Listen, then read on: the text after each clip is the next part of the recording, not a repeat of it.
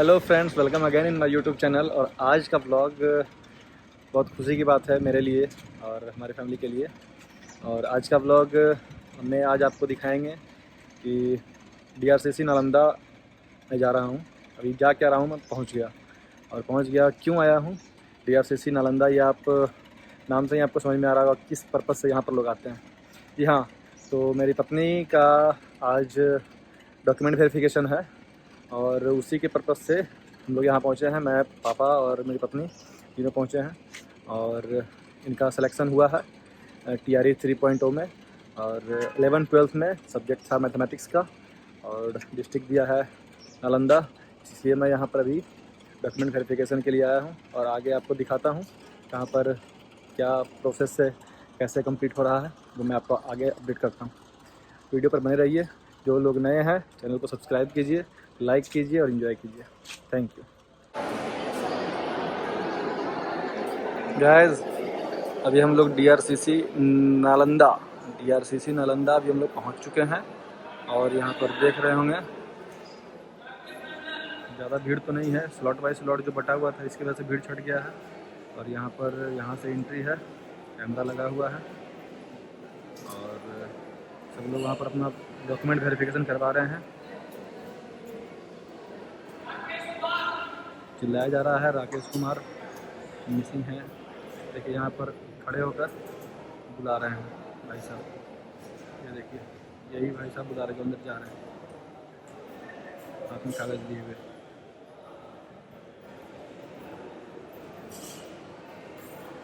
और मेरी वाइफ वहाँ बैठी हुई है, मेरे पिताजी वहाँ पर समझाते हुए। गाइस अभी बायोमेट्रिक हो रहा है और यहाँ पर बायोमेट्रिक एडमिट कार्ड और आधार कार्ड को लेकर बाकी सब लोग अपना वेरिफिकेशन की लाइन में लगे हुए हैं। काउंटर में बताते हैं उसके बाद कहाँ जाना है। यहाँ से अंदर सिर्फ कैंडिडेट अलाउ है। गाइस जैसा कि आप लोग देख पा रहे होंगे काउंटर नंबर 1 पर बुलाया गया है। वहाँ पर आपका बायोमेट्रिक चेक करने के बाद बुलाया गया काउंटर नंबर 1 पर जाकर लाइन में लगी। डॉक्यूमेंट वेरिफिकेशन यहीं पर होगा। इसके बाद कहाँ जाता है ये पता नहीं, जैसा ऐसा होता है आपको अपडेट बताते हैं। और यहाँ पर खड़ी है मेरी पत्नी अपना डॉक्यूमेंट को वेरिफिकेशन करवाने के लिए, डॉक्यूमेंट को वेरीफाई कराने के लिए। ठीक है, जैसा आगे होता है अपडेट देता हूँ। तो जैसा कि आप लोग देख पा रहे हैं दोस्त, तो जिस वक्त मैं अंदर आया था उस वक्त आपको भीड़ दिखाया था। भीड़ थी नहीं, लेकिन जैसा जैसा लोगों का स्लॉट आ रहा है उस हिसाब से भीड़ आप लोग देख पा रहे होंगे।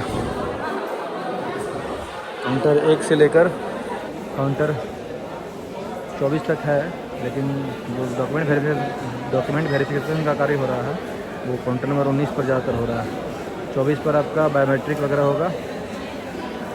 और आगे दिखते हैं कितना वक्त लगता है। तो देखिए मेरी पत्नी खड़ी है यहाँ पर, इंतज़ार है। हालांकि 1 घंटा से ऊपर हो चुका है हम लोग के आए हुए। आगे क्या प्रोसेस होता है उसके बाद यहाँ से वेरिफिकेशन होने के बाद जब निकलते हैं तो फिर आपको अपडेट करते हैं। फ्रेंड्स जैसा देख पा रहे होंगे अभी तक लाइन और बढ़ता जा रहा है। और ये जो सर्विस, इतना गंदा सर्विस, इतना घटिया सर्विस है। एक तो जब इतना कैंडिडेट बढ़ रहा है सबको पता चल रहा है, दिख रहा है। देखिए उधर और भी कैंडिडेट बढ़ रहा है, उधर अगले स्लॉट वाला कैंडिडेट खड़ा हो गया है। और जब जान रहा है इतना भीड़ बढ़ रहा है तो एक ही काउंटर को सारा काम एक ही काउंटर पे कर रहा है।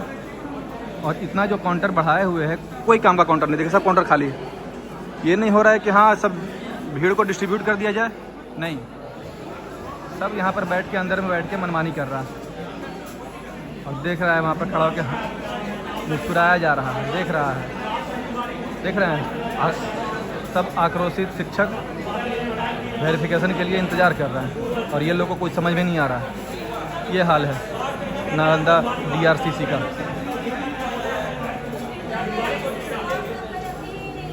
साइड से सबका वेरिफिकेशन किया जा रहा है, अंदर से गेट एंट्री कर दे रहा कैंडिडेट का। और सबका यहाँ पर यही हाल है। लोग चिल्ला रहे हैं फिर भी किसी को कुछ सुनाई नहीं दे रहा। देख रहे हैं कैसे लोग आक्रोशित होकर चिल्ला रहे हैं। ऐसा ये सर्विस है। पता है, आज का डेट दिया हुआ है, सबका वेरिफिकेशन होना है, उसके बाद भी इस तरह का रवैया। सुबह में जिसका फर्स्ट स्लॉट में जिनका नाम था वो, उसका भी अभी तक कंप्लीट नहीं हुआ है। तो देख सकते हैं ये भाई साहब का सुबह फर्स्ट में, सुबह लगता है 10:30 बजे का स्लॉट था इनका, और अभी तक नहीं हुआ, और टाइम हो चुके हैं 4 बज रहे हैं।